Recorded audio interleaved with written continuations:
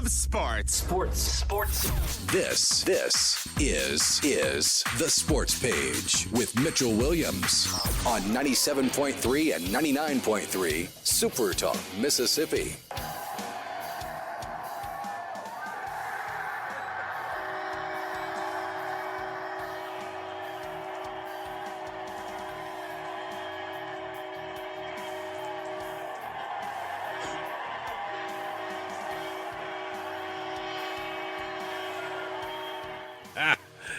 When you hear that sound, that means victory. That's Southern Mississippi getting a walk-off walk from Matthew Russo as they win 2 out of 3 over UC Santa Barbara. And both those games that the Eagles won versus, I guess, Saturday and on Sunday, wrapped up the series between two of the nation's top 25 baseball teams. Hey, everybody, welcome to the Sports Page here on SuperTalk, Mississippi. We're glad that you and yours are well. Happy Valentine's Day weekend. Hopefully everybody celebrated and felt love or gave love this past weekend. Want to thank all of our viewers, our listeners, so to speak, that are out there north of Laurel on 99.3 and south of Hattiesburg on 97.3, or you can listen to us online at supertalklaurel.com and supertalkhattiesburg.com. Thank you if you're just listening by your phone, or if you're listening driving, or if you got us and you're working out, or we're at your business. Thank you for listening to Super Talk Mississippi. Y'all, we've got a lot of things going on, a lot of, I guess, bits and pieces. And baseball has been just a talk. Of course, Mississippi has basically been a baseball state. We know that all the big three baseball teams opened with sweeps and walk-off drama. Ole Miss swept Nevada 11-3, 5-1, and 13-2 at Swayze Field. Daniel Pagella hit a home run 447 feet. My goodness. Mississippi State beat Hofstra 6-1, 7-5, and 3-0 to get a sweep. And then, of course, our Eagles bouncing back from a 5-1 loss to UC Santa Barbara, winning 8-6 and 6-5 on Sunday. Home runs by Joey Urban and Drew Barrett. More on that in just a little bit. So you can kind of see how baseball is, what sweeps by the upper neighbors at State and Ole Miss, and then Southern Mississippi playing a ranked opponent. Our Eagles ranked as well in the nation's top 25, winning 2 games. And, of course, you may just see when the polls come out, the Eagles climb up those polls even more so because, you win like that, and you win like that at home against a really, really good baseball team. People and the nation will take notice. Speaking of that, we last week, y'all, we had some audio from the Mississippi High School Activities Association, and the executive director, Coach Ricky Nieves, kind of gave a little preview to a ruling that they were waiting for that would affect all of our high schools. And that ruling has since been given, and he had his, of course, his weekly podcast to update everybody. And, of course, we like playing that so everybody will know. This is Coach Ricky Nieves, the executive director of Mississippi High School Activities Association, and he talks about that ruling and, what it means for all of our schools. And so let's listen to him and see what he has to say and see how it might apply to a school near you. Coach Ricky Nieves, the Mississippi High School Activities Association. Good morning and welcome again to the MHSAA. I would like to continue the podcast that we had on last Friday concerning the council meeting and the executive committee meeting. We went over what the council voted on. This morning I would like to bring you up to date on what the executive committee voted on. First of all, this will take place beginning July 1. There's always been some not confusion, but problems with 5, 6, and 7A reclassification years, with being a solid 6 in each region. So we have made this adjustment. Each region in 5, 6, and 7A will have no fewer than 5 members per region and no more than 7 members per region. When forming these regions, the executive director shall consider geographic proximity and travel safety for students. While no specific mileage limit shall apply, every reasonable effort shall be made to minimize excessive travel for regular season and for regional competition.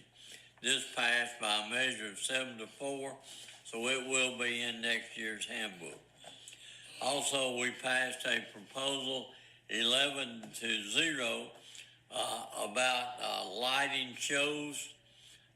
We have several schools now that have access to having these fancy light shows, and that is great that we can do these. But we are having to make a rule about these. LED light shows cannot be conducted during the coin toss, when the ball is marked ready for play, when the 40 or 25-second play clock is running, or during a live ball. In the event audio, video, and lighting systems are distracting during the times not allowed, a warning will be given by the referee.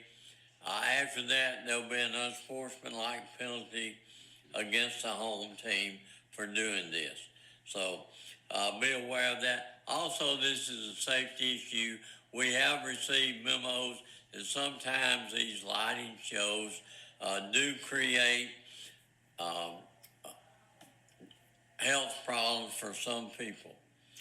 Also, past 11-0, 7A will now stand alone in archery, and we set forth the top 4 teams, and the next 2 highest teams will go in the north and south will advance. We also passed this proposal right here. It's sad to say, but I think it's time for us to do this. This passed 11-0 also, that we highly recommend that metal detectors be used at all of our events. So let's make sure this is just a highly made recommendation, so let's see if we can do this. Also, I will tell you, on the legislative side, it looks like we may be in for legislation where public-to-public school choice is passed.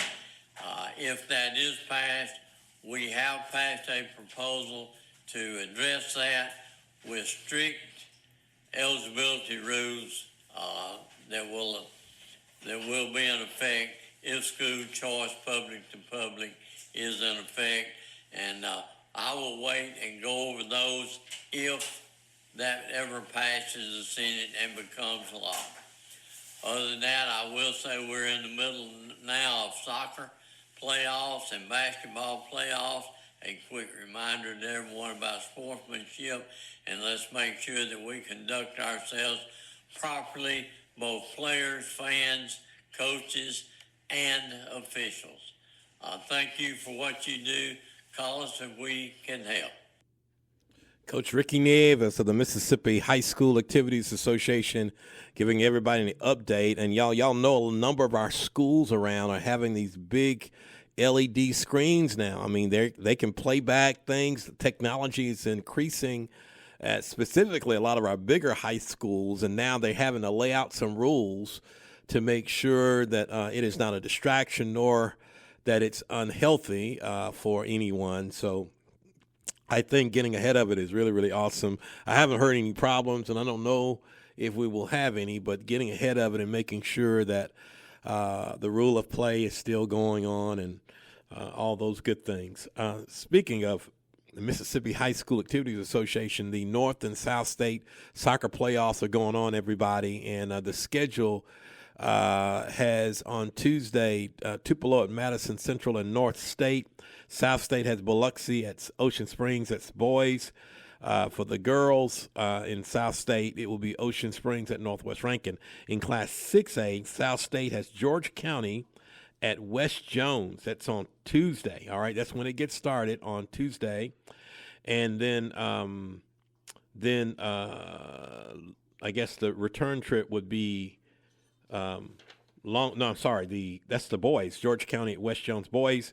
And then it's Long Beach at West Jones girls in Class 6A. In Class 5A, Northeast Jones is at Sumrall. Y'all know Sumrall plays some soccer, and Northeast Jones got a great program. They've always had a great program. That's in Class 5A for the boys. And then in the girls, it's Northeast Jones at East Central. We'll give you the rundown of the other classifications before the program is up. We got a lot of local teams playing and hoping for a state championship in the wonderful growing sport of soccer in the state of Mississippi. When we come back, we'll try to check in at what's going on at Jones College with our man Sean Wansley. The sports page continues in just a moment.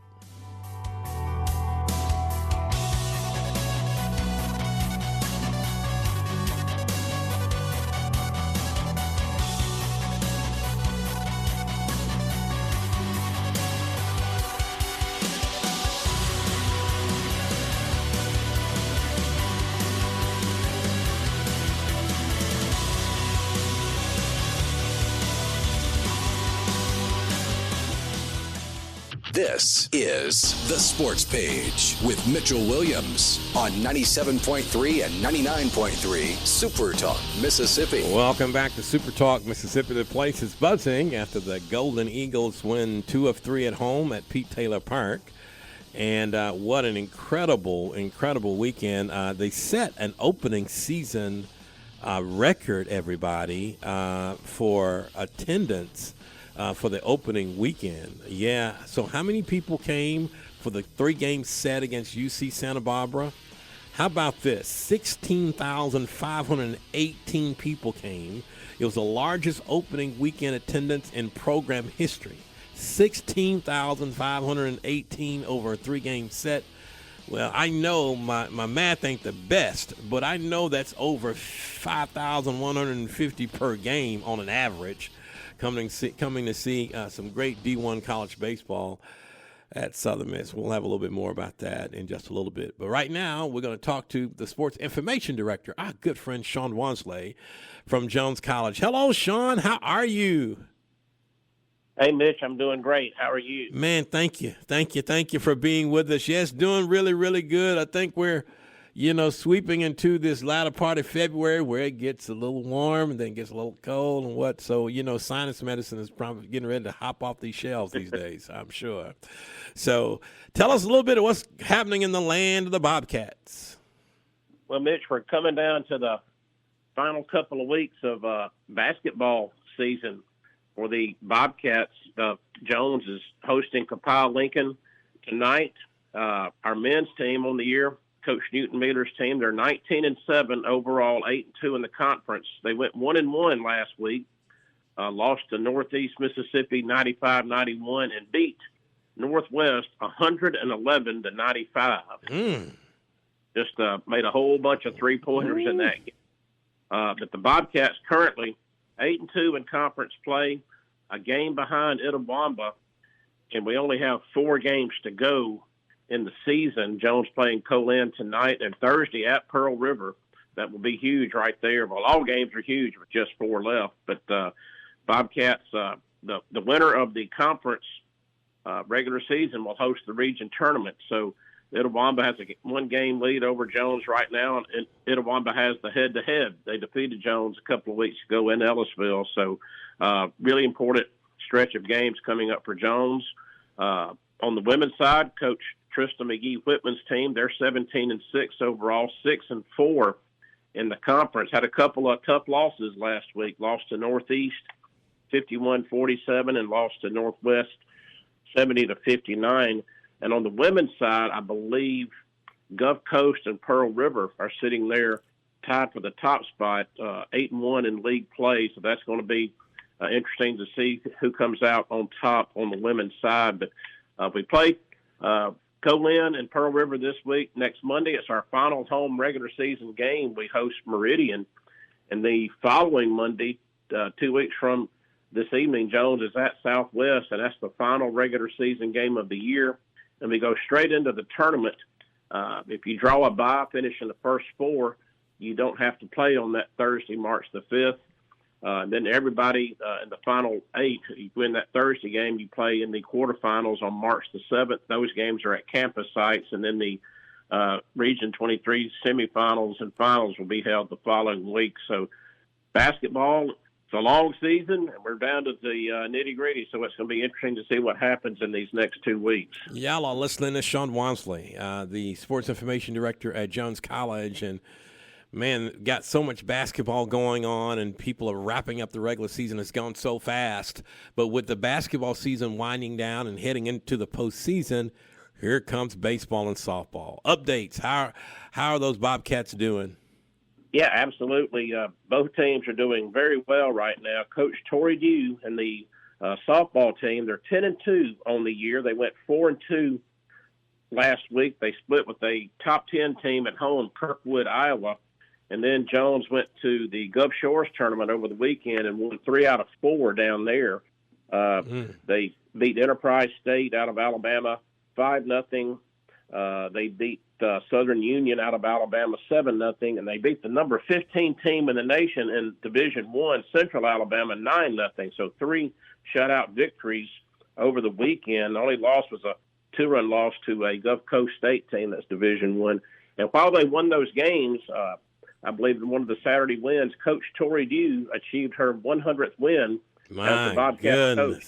Wow. Yeah, short period of time, and her record is 100 wins and 27 losses. So that's pretty stout right there. Yeah, Former Bobcat and Golden Eagle right there. So Torrey doing a fantastic job, as we thought the Bobcats would this year. This week is another very busy week for softball. They go to Shelton State for a doubleheader in Tuscaloosa on Wednesday, and then they continue up into northern Alabama, and they'll play in Oxford, Alabama at a JUCO extravaganza tournament Thursday, Friday, and Saturday. I believe we have a game on Thursday, 2 on Friday, 2 on Saturday. So more really outstanding competition outside the conference for the softball team. And on the baseball side, Coach Wes Thigpen's team, they had a good week last week. They swept a doubleheader last Sunday from Baton Rouge, had a nice come-from-behind bottom-of-the-ninth victory over Nunez College out of Chalmette, Louisiana, I believe, on Wednesday. And then on Friday, Jones swept Reed State out of Alabama 5-4 and 19-3. So 8 straight wins for baseball. They're now 10-1 on the year. And on this week, Jones, with a busy week in baseball, we go to Hines on Tuesday. We'll play Hines at noon and East Mississippi at 3. And then Friday, we're scheduled to go play 1 9-inning game down at Bay Minette, Alabama, against Coastal Alabama South. And then Coastal South will turn around and come back to Ellisville on Saturday and play a single 9-inning game at 2 o'clock. So softball's 10-2, baseball is 10-1, and both teams are doing very, very well right now. My goodness, this stuff is just, basketball goes so fast, and then here comes baseball, softball, and you're just busy. Anything else you want to add, Sean, as it relates to what's going on in Ellisville, and tell everybody how they can keep up with everything? Right. Got to mention tennis very quickly. The Bobcats tennis teams are both nationally ranked. The women's team is number 9 in the nation. On Saturday, this past Saturday, they went to Meridian and defeated Oxford Emory College out of Georgia. They won that match 8-1, and Oxford Emory was number 10 in the nation. And our guys did the same thing. Our men are number 13 nationally in men's tennis, and they defeated Oxford Emory, who's number 24, by the same 8-1 score. So Coach Buffington's team, they're both 2-0 right now, doing very well. This week they open conference play. They go to Northwest Mississippi Friday afternoon, and they will stay in North Mississippi on Saturday and play in New Albany against Rush College. So tennis is doing quite well as the baseball and softball. Baseball, number 14 in the nation. Softball, up there at number 4 in the nation, I believe. So all of our spring sports right now are ranked and doing quite well. Golf, its next match will be later in February, the 25th and 26th down in Biloxi. So a whole bunch of stuff going on right now with our spring sports, and fans can go to jcbobcats.com. That's where our stories, game wrap-ups, schedules, rosters are all on that site. Keep it as up-to-date as quickly as we can. And for instant updates, go to X, Facebook, YouTube, or Instagram and search Jones College Athletics and keep up with the Bobcats. Absolutely. Sean, we hope to talk to you same time, same place next week, my friend. Let's talk again next week. Sounds great. I appreciate it. Thanks. Sean Wansley, Sports Information Director at Jones College, giving us an update. As we've been telling you, that soccer playoffs begin on Tuesday, the South State Finals, and we gave you 7A, 6A, and 5A. In Class 4A, in the boys, beginning on Tuesday, it will be in the South State Pass Christian at Bay High for the boys. And the girls, it will be Bay High at West Lauderdale in Class 4A. In Class 3A, we got it somewhere around here. Class 3A, in the soccer playoffs, who we've got? We've got, well, let's do Class 1A right quick. There'll be PCS at St. Patrick in South State, right, for the boys. And then the girls will be OLA at OLA. Who y'all are playing? OLA will be playing St. Patrick. All right, so we found this other information for the soccer for Class 3A. And, man, we've got teams playing. In Class 3A is – or do we have a Class 3A? We got to have a Class 3A, right? Yeah, we do. We have 7A, 5A, 4A, 3A, 2A, 1A. We got a bunch of A's. But we'll get everybody updated on it. We just got this information fresh. And to give everybody the lowdown about what in the world's going on with all our teams, because they're playing and they're playing for championships. We'll give you everybody that information in just a little bit. But in the meantime, when we come back from this break, we'll talk about the New Orleans Saints and Drew Brees going to the NFL Hall of Fame. The sports page continues in just a moment. There's no stopping now.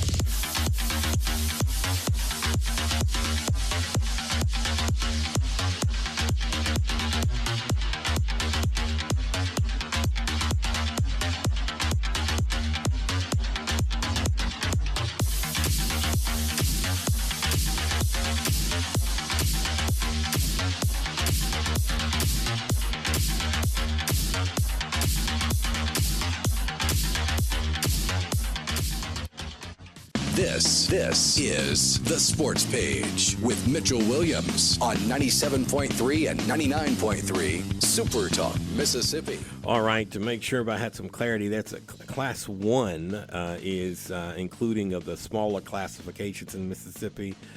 North State, where it's St. Andrews at Boonville, it's boys. PCS at St. Patrick. In the girls, it's St. Andrews at Tupelo Christian and OLA at St. Patrick. That's 1. Class 1 is for all the smaller classifications. That's 3, 2A, and 1A.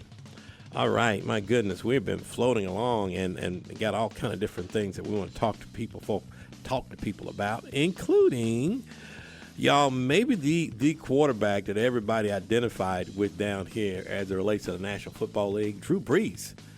Drew Brees, who y'all threw for so many yards. I mean, that brother threw, and of course brought a Super Bowl to New Orleans, right in that time when everybody's recovering from Hurricane Katrina, and now he got the call to go to the NFL Hall of Fame, and he talked about it and described,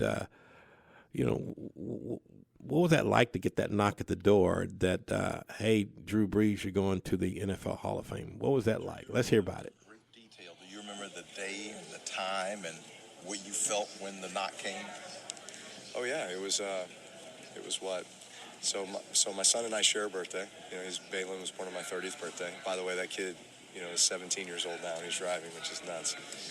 So that our birthday was on the Thursday, January 15th, and so then that weekend was kind of his birthday weekend, and Monday rolled around, Martin Luther King Day, and my daughter was like, "Dad, I want to take you out to dinner for your birthday," and it was just like, "Oh, like this is great," So she's like, "Be ready by 5." So my wife and daughter are ready by 5. They're gonna take me out to eat, and the boys are gonna come too, and the boys are kind of dragging. They're upstairs. I'm like, "Boys, like Rylan said, 5 o'clock, we got to leave, let's respect that." And boys are dragging. I'm starting to get upset. And little did I know that Britt had told him, "Hey, stall. And all of a sudden there's a knock at the door. And I'm getting ready to get in the car and drive away. I'm like, we need to teach these boys a lesson, right? And then there's Dan Faust. And it's like, oh, you guys set me up. You got me. So well deserved by Drew Brees to going into the NFL Hall of Fame, and what a story. And he was a lot of folks said he was too short. He couldn't move around or what, but the typical Drew Brees that we know was so thankful for all the people that chose to invest in him, including Coach Sean Payton and the general manager for the New Orleans Saints, Mickey Loomis. None of this is possible without Sean Payton and Mickey Loomis. Believing in me at a time when it was kind of hard for me to believe in myself, coming off that injury. But it was those guys who saw something in me, believed in me, and then equipped and empowered me to be the best that I could be. Without that confidence and without that belief in me, this wouldn't have happened. Certainly would never have had the opportunity to come to New Orleans. And I think you guys, the story is well documented, right, about the moment. Sean getting lost and Brittany and I looking at each other and just saying, this is about so much more than just football, and we belong here. This is God's calling for us. And I can tell you this, I know New Orleans was looking for a quarterback then, but I promise you I needed New Orleans more than New Orleans needed me. And I had the chance to be a part of something, so special that most guys don't get a chance to be a part of. Most people don't get a chance to be a part of something that's just so much bigger than them. And we're all so much better for it. Drew Brees talking about going into the NFL Hall of Fame, y'all, in Canton, Ohio. And there's so many of us who know him, of course, being a person of faith. And, he talked about a little bit, too, how his career was made possible. And he reflected on that in this interview. Listen to this. I just got off the phone with Sean Payton, Mickey Loomis, two of the guys most responsible for this, and just bringing me to New Orleans, believing in me at a time when it was kind of hard to believe in myself, coming off that injury from the San Diego Chargers, and not sure what the rest of my career would look like, and yet just with unwavering positivity and hope and belief, I had Sean Payton looking me in the eyes saying, "You're my guy, and we're going to build this offense around you, and we're going to go do something special," and Mickey Loomis the same way. So I owe so much to those guys, and honestly, every day that I step foot in the facility, I wanted to prove them right. Wow, when you think about the long career you had, mostly with the Saints, and again, the way you connected with that city of New Orleans, what does that part mean for you about how much you registered with that community? It's the opportunity that doesn't come to most people in a lifetime, to be a part of something so much greater than yourself, and the circumstances in and around Hurricane Katrina, and my injury and coming together, and everybody at that time was like, "Hey, New Orleans needs a quarterback. New Orleans needs you." I said, "You know what? I think I need New Orleans more than it needs me." And so honestly, I think that marriage was something that was the most special thing that could have happened for me, my wife Brittany, our family, all 4 of our kids, born, raised in New Orleans. It's been a remarkable journey, and one in which you develop a pretty strong bond, pretty incredible bond, unbreakable bond with a community, having gone through so much together and coming out on the side. Yeah, I love it. Oh, I'm sorry, Drew. No, it's okay. I just love watching that story as it evolved. Okay, let's look at your class. Got Larry Fitzgerald you could throw it to, Roger Craig you could toss it to, Adam Vinatieri who could punch it through, but Luke Kuechly who could stop pretty much all of you, right? What about the makeup of this class, and a fade to Larry over Kuechly, or are you going to give it to Roger Craig? I'll tell you what, pick your poison, I'd say this, honestly, Luke Kuechly is the best defense player I've ever played against. Wow. And I had so much respect for him, so much respect. And honestly, he made us better. He made me better. Like, he made me have to work harder, want to work harder, need to work harder, because you knew that there was a guy on the other side of the ball that was matching that. And I think there's not a guy I have more respect for as a player than him. And obviously going up against him twice a year for so long, you develop that.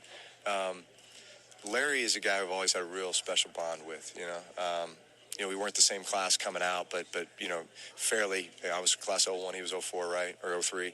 So honestly, he was one of those guys that just from afar, I always loved everything about the way that he worked, the way that he would jump up after every catch and run the ball to the referee and run back to the huddle. I was like, this guy is such a tone setter, and he's so unique because for a big body guy who's asked to do so much, like he's just got this stamina and like this motor that just doesn't stop.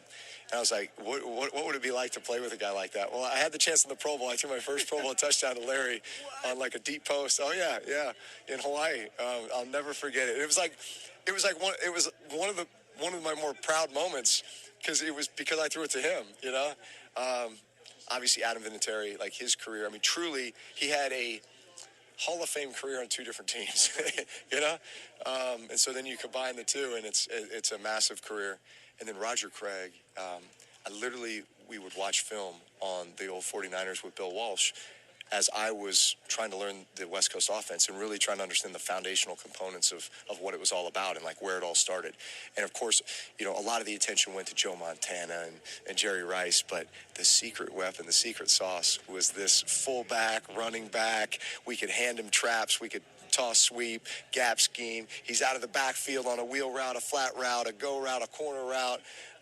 So he was like truly the first all-purpose back. And then I had a chance to play with some pretty incredible ones. Right. And it was funny because we'd always reference a guy like Roger Craig. This is with LaDainian Tomlinson or Darren Sproles or Alvin Kamara or Mark Ingram or Pierre Thomas, any of the guys I played with that were just, these exceptional dual-threat guys. It was all started by Roger Craig. Man, I love the excitement. My goodness, Drew Brees reflecting on that incredible career. And, of course, he'll actually go in Canton, Ohio in August with that class. And what a most impressive class. And a lot of people won't, you won't forget. Nobody will forget about how the Saints won the Super Bowl 16 years ago on February the 7th. And do y'all remember that play? Y'all remember this? Do y'all remember how a lot of that stuff happened? It's just been incredible just seeing how all that kind of went. But we're just jumping around right now that Drew Brees is going into the Hall of Fame, and all for the Saints fans that they don't win a lot. But it's really, really good when you can reflect on the good times, and the good times include number 9. Throwing that ball everywhere, and the Saints, winning football games. And then, of course, during Katrina, which is one of the toughest times, if not the toughest time for most of us when we're challenged, is that Super Bowl that the Saints won, which just picked up everybody. So we're excited about all of that for sure. And if you can remember some of that, listen to some of this. You love it? We got to recover the onside kick, boys.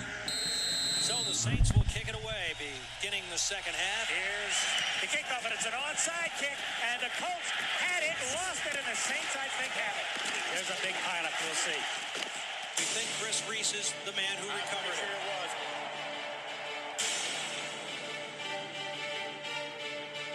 New Orleans' Chris Reese did recover the onside kick. Everybody remembers that onside kick that really changed everything.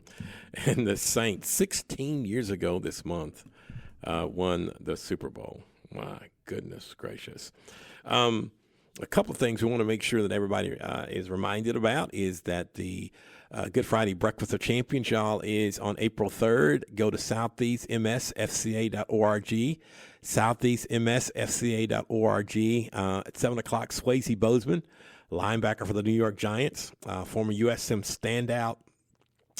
Played at Tri-County Academy, then went to Colin and came and was our SCA student leader. Now he's married, got a wonderful wife, Macy, who was a soccer player at Southern Miss. We were able to facilitate their wedding just now, almost 3 years ago now. And Swayze Bozeman Jr. is here in the world. He's every bit of 2 months old.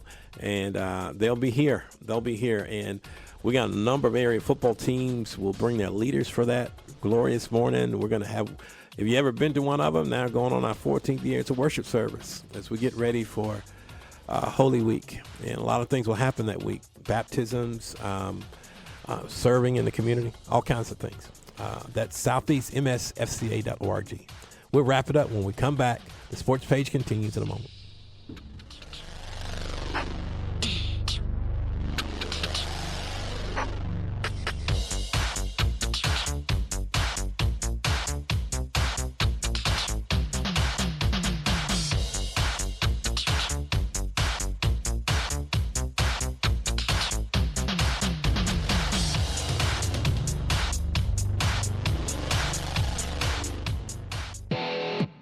This is the Sports Page with Mitchell Williams on 97.3 and 99.3 Super Talk, Mississippi. Welcome back to Super Talk, Mississippi. Southern Mississippi, y'all, the place is jumping after beating 21st ranked UC Santa Barbara 2 of 3, winning in walk-off fashion on Sunday 6-5. Coach Christian Ostrander had these words to say after the game, and was a really great victory. Winning this series over a ranked team at home, and the Eagles are ranked as well. Let's hear from Coach Ostrander. Just told him, man, it's really easy. The common person would probably deflate, and because he's running on adrenaline, right? And but I said this out's important. You got to stay within yourself. You can't control what happened, and that punch out he got there to end that inning, keep that runner third was huge, and showed a lot of poise, man. That really impressed me, but I'm not surprised. And but no, I was just trying to give him a vote of confidence and say, hey, stay in the moment. You're doing all you can, and just keep trying to win the next pitch, and he did just that. Great competition, obviously this weekend. Just to their credit, I just watching these guys over the weekend impressed how they don't chase and they punish mistakes. No, that's a good team, guys. That's a really good team. That their offense, I know there's people wondering if that offense was going to be what it needed to this year. I think that offense is going to do good things for that team, especially that pitching staff. And no, they made it hard.